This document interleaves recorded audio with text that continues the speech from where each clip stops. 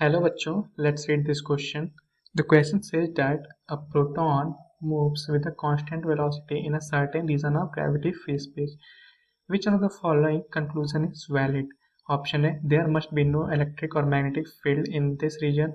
Option B, there could be an electric field without any magnetic field. Option C, there could be a magnetic field without any electric field. And option D, there can be an electric field as well as magnetic field. इस question में हमें एक proton के motion के बारे में बताया गया है कि वो कांस्टेंट वेलोसिटी से ग्रेविटी फ्री स्पेस में मूव कर रहा है एंड हमें बताना है कि ये किस किस केस में पॉसिबल हो सकता है। पहले हम इस क्वेश्चन का की कंसेप्ट समझ लेते हैं।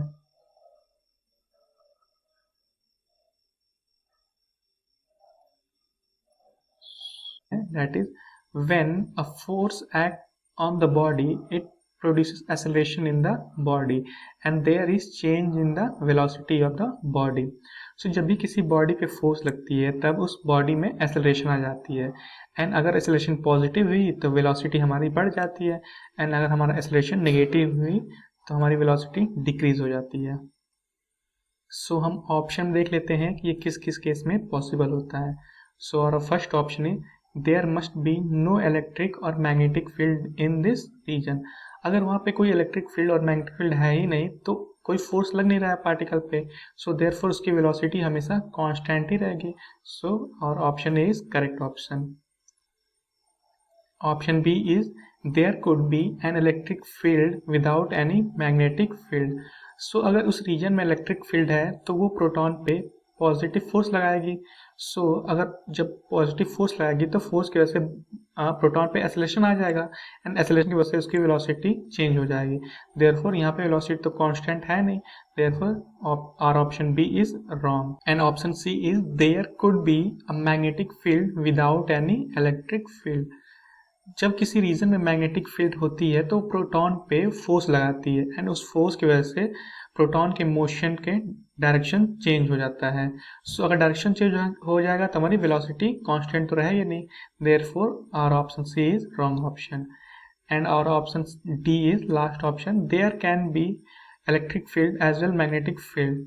ये हमारा स्पेशल केस होता है जिसको हम वेलोसिटी सेलेक्टर बोलते हैं। इसको हम डायग्राम के थ्रू समझ लेते हैं। अगर ये हमारा एक प्लेट है एंड इस प्लेट पे पॉजिटिव चार्ज है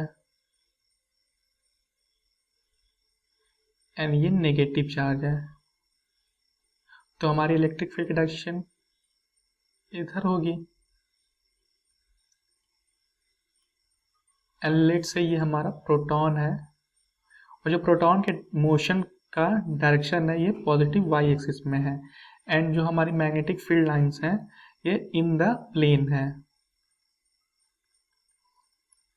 जब तीनों magnetic field lines and electric field and proton के मोशन का डायरेक्शन तीनों आपस में म्यूचुअली परपेंडिकुलर हो तो इस केस को हम वेलोसिटी सेलेक्टर बोलते हैं।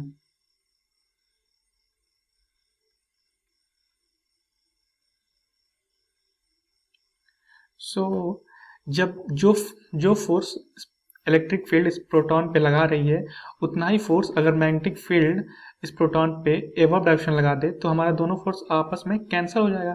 देयरफॉर उस रीजन में कोई फोर्स नहीं रहेगा। देयरफॉर किसी फोर्स ना होने के कारण उसकी वेलोसिटी कांस्टेंट हो जाएगी। ये हमारा ऑप्शन डी पॉसिबल है जब in the case of velocity selector. ये हमारा ऑप्शन डी करेक्ट ऑप्शन है। आई होप आपको आंसर ये समझ में आया होगा। All the best.